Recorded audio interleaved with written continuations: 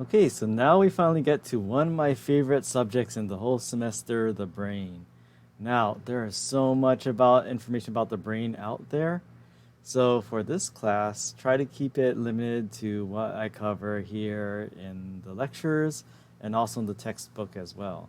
But let's get started. So remember how we talked about the neural tube and how I kind of made an analogy between that or your central nervous system and one of these long skinny balloons, right? Because it is a tube, it does have hollow or relatively hollow inside, and has this surrounding around it. But again, think of it, how is your central nervous system like one of these long skinny balloons? Well, again, it bends, kinks, and inflates and deflates and changes in shape. But again, it all starts from one tube, and that tube is called the neural tube. So what we have here is that during development of the embryo, notice that these parts start closing and eventually forms this closed structure. And again, just like this balloon animal here, this long tube ends up inflating and kind of changing shapes and bending and doing whatnot. So this is how your central nervous system develops. Now, why is this important? Because again, the brain and the spinal cord, these are parts of your central nervous system. But what I'm getting at here is that they're not separate structures. They start from the same original, very basic structure, but now we have the brain developing, and now we have this, or actually parts of the brain, and then we have the spinal cord over here. So this is why I don't, okay, do I want you to know all of these? Well, if you're taking developmental biology or going to neuroscience, you might have to deal with this. But for this class, don't worry too much about memorizing this chain of events. I think for advanced A&P, or if you're going to advanced graduate schools or health sciences, you might want to know that.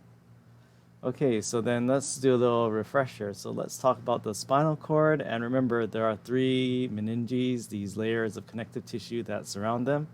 So you have the dura, the most durable, the roughest part, the arachnoid below that, or a little more deep to that. And then the pia is right on the spinal cord, so that's the softest matter.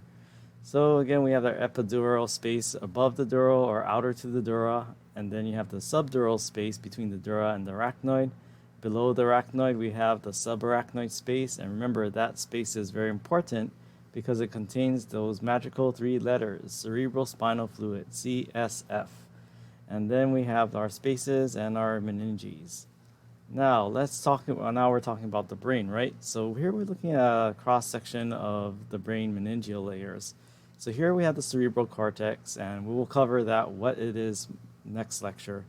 But here we have cranial bone. So again, just like your spinal cord is surrounded by vertebral bone, you have your brain being surrounded by cranial bone, right?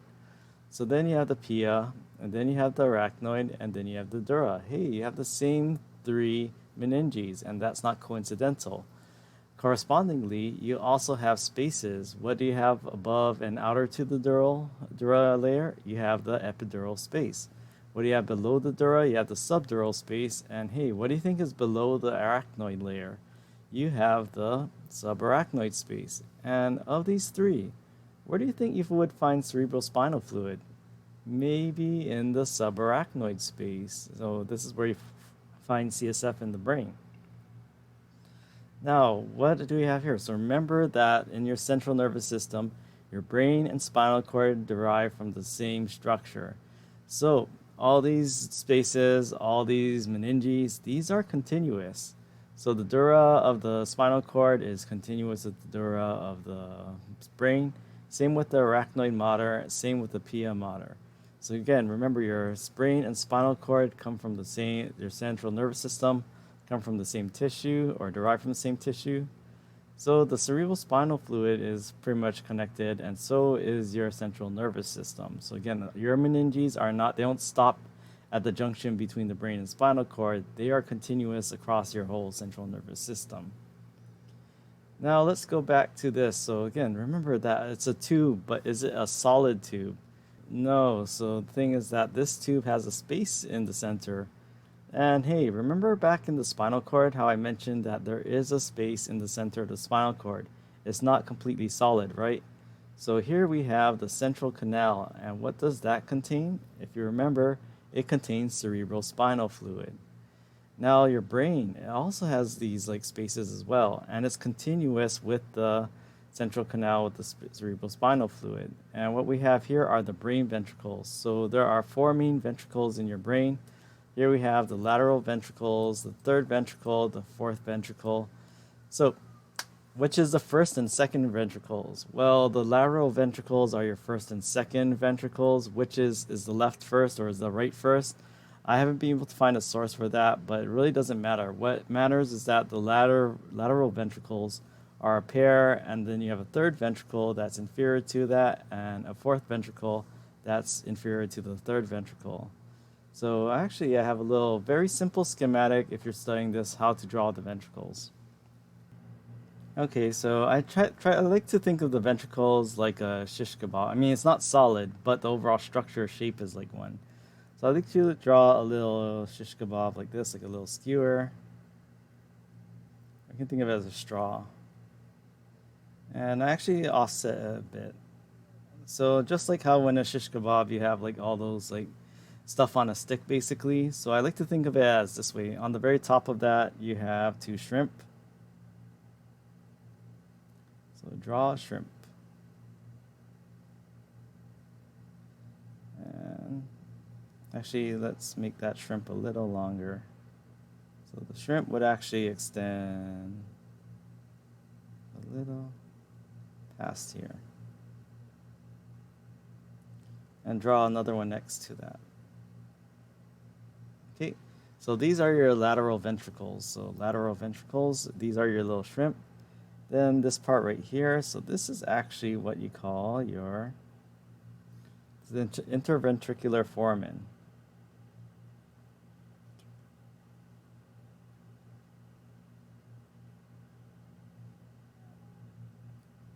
So it's basically a little hole between this and what I draw. So you have your shrimp, that's your lateral ventricles. Then I draw a chicken nugget. So something like that. Or something like that. So it's like this is your third ventricle. All right. Now, it's hard to see from this perspective, but what I draw is like, let's balance this out. Let's have some veggies on it. So what I draw is a little fourth ventricle. Now, it looks skinny from this side, but if you looked at it from the anterior posterior, it would actually look more like this. So I think of it like a little slice of bell pepper at the end of your shish kebab. So this is the fourth ventricle. And between that, we have what we call this part right here. It's called the cerebral aqueduct.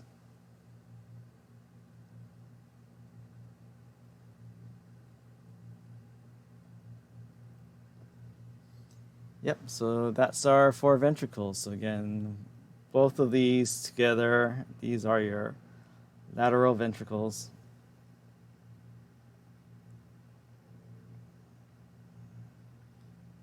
And if you have the anatomy coloring book, I think they call it 1 and 2, but again, doesn't matter which one's 1, which one's 2, not really.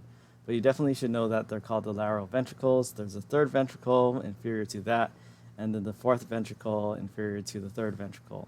And that's a simple drawing activity.